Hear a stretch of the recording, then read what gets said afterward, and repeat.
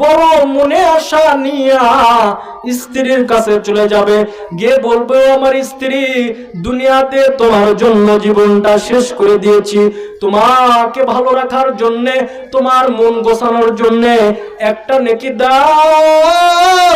তোমাকে দুনিয়াতে কত ভালোবাসি, আমি ভালো পোশাক না পরে তোমাকে ভালো পোশাক পরায় দিয়েছি, আমি ভালো জুতো না কিনে তোমাকে ভালো জুতো কিনে দিয়েছি, আমি এত কষ্ট করেছি তোমাকে খুশি রাখার জন্য। আজকে তোমার আমি ওই স্বামী একটা নেকির অভাবে জাহান্নামে যাইতেছি, একটা আমাকে নেকি দাও। ওই সময় স্ত্রী বলবে, দূরে চলে যাও, তুমি আমার স্বামী না। ওই আল্লাহর বান্দা হতাশ হয়ে যাবেন, হায় রে, যে স্ত্রীর জন্য সারা জীবন শেষ করে দিলাম, সারা জিন্দেগি শেষ করে দিলাম স্ত্রীর জন্য, সেই স্ত্রী আমাকে চিনছে না।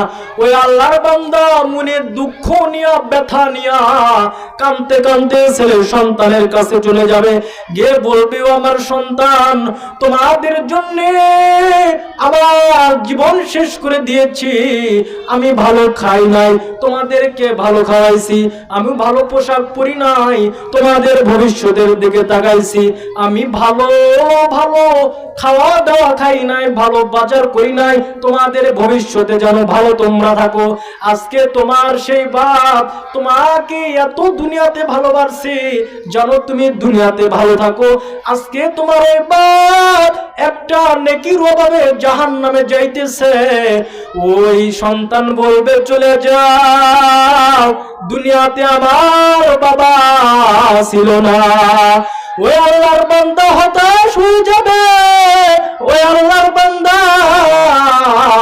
চিৎকার করবে আর হাসরের ময়দানের মধ্যে কান্না করবে আর দৌড়াইবে আর বলবে, আমাকে কেউ কি নেকি দিবে না, আমাকে কেউ কি নেকি দিবে না।